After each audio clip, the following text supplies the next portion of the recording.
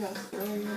And we're back. She's been a journalist and reporter for decades, working for many years covering the courthouses, Mercer County, and Trenton. And now Linda Stein has switched from writing about real-life murder and mayhem to fiction. Her first novel is called Trenton Dead. And if you enjoy reading about familiar places and like fast-paced writing, this book is for you. Linda, thanks so much for being here. Oh, you're welcome. Thanks for having me. It's nice to see you again. Linda and I have covered plenty of court cases over the years. I've been in the same courtroom listening to God knows what kind of stuff. True. And as I said, you worked for many years covering the courts in Trenton. And after reading this and knowing what I know and what you know, it has to be like the perfect place to flesh out or find characters to write about. Definitely. All the characters are based a little bit in truth and a lot in my imagination. And now, when you talk about that a little bit in truth, have people come up to you and said, "Oh, is this that person?" or "Is the book out? It's just out, so people haven't had a chance to read it yet." Nobody has actually asked me if the person is somebody who's in the book. Really? Well, I'm going to do that later on because as I was reading it, I thought, "Oh my God, this has to be such and such." So we'll talk about that later. Tell us how you got the idea for this book. Well, I was sitting at my desk in the little tiny room in the courthouse and where they have the court reporters. We had our own special room there. And it suddenly occurred to me I could write a book about some of the things that are going on.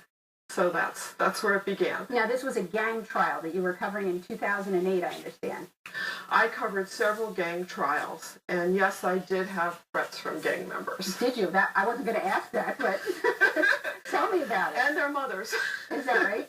There was one mother in particular who was very unhappy that the prosecutor was portraying her son as a gang member, and so she didn't want the press to write that.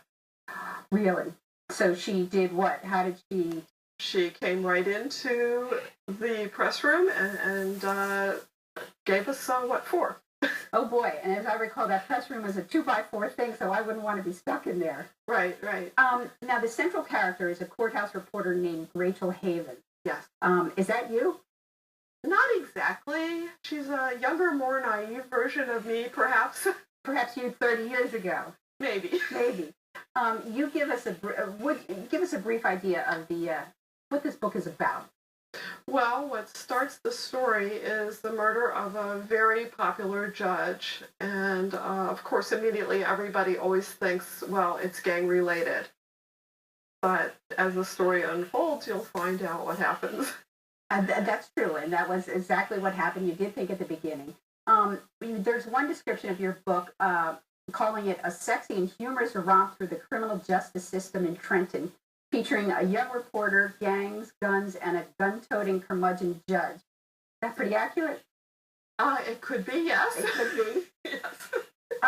As I said before, I read this cover to cover, and I really did enjoy it. I'm so glad. Well, do you think people really hook on when they recognize places? Because you use a lot of Trenton in it.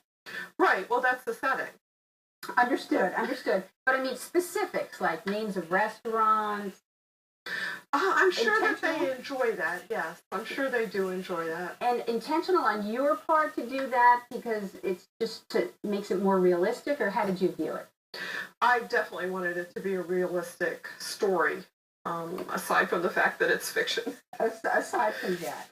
Are you, these kinds of details, are you a stickler for details, having been a newspaper reporter, or talk about how you think these kind of little things are important to telling a story? I think details bring out the character in a person. For example, one of the judges is in a wheelchair, and the fact that his wheelchair squeaks a little bit going down the hallway adds a little bit of real life to the story. And as I was reading it, of course, you picture all of these places in your head. You know exactly what you're talking about, but you don't have to know them to enjoy it. One of the characters is Leaf Martin, and you describe in the book as the best criminal defense attorney in Trenton, maybe the state. And of course, as we mentioned before, this made me think of Robin Lord, who is a well-known defense attorney there. Based on her? Not exactly, except Robin is an excellent defense attorney. But Leaf is fictional. She sort of has a wild love life and is definitely not Robin in actuality. But are the characters that you write about influenced by the people you know? Oh, of course. Tell me about they that. Have to be.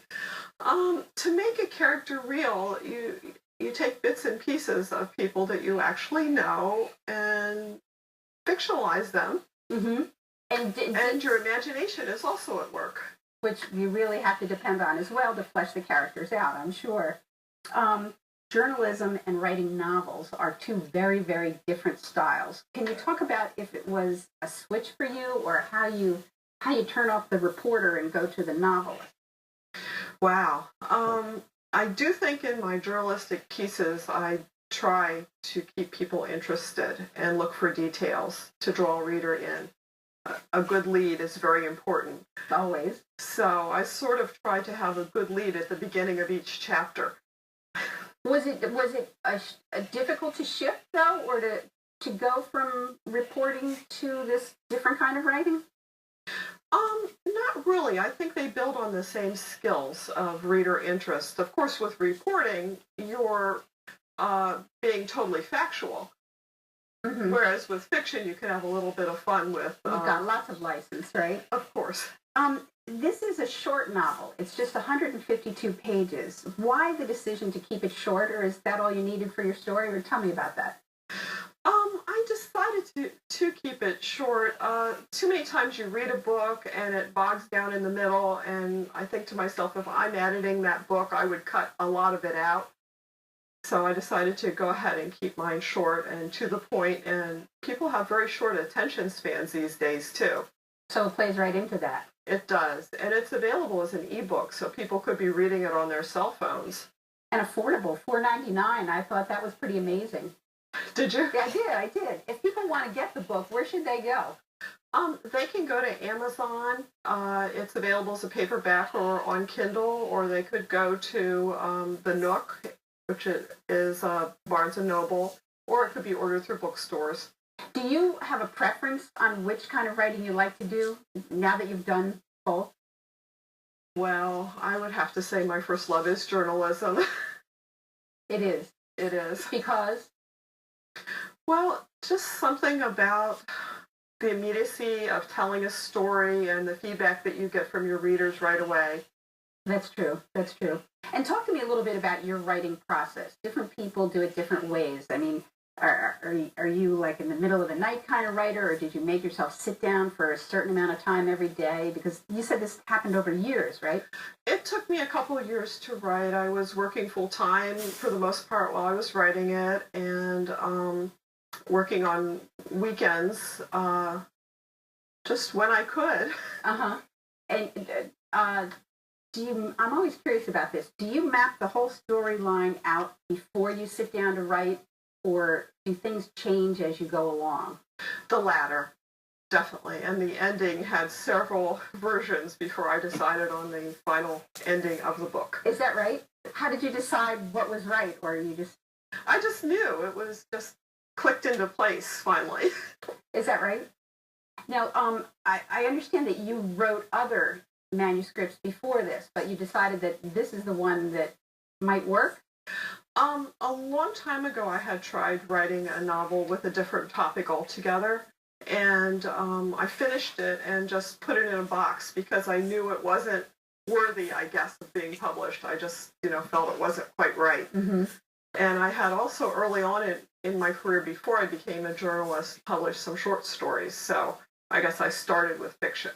Now, did you, because this is based in Trenton and the courthouse and so many people there, did you run this by folks first? Did you have people, friends, reporters read it, or what did you do?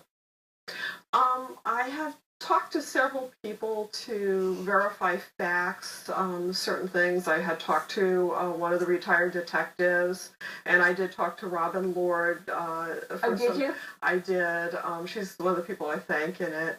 And actually, one of the retired judges had read an early version of it and gave me his comments, Bill Mathesius, who was kind enough to take the cover shot. Okay, well, Linda, thank you for being here. It's called Trenton Dead. It's a hoot. I really enjoyed it, so pick it up if you can. That's it for Perspective New Jersey. I'm Nora Muchanic, and we'll see you again next time. So long.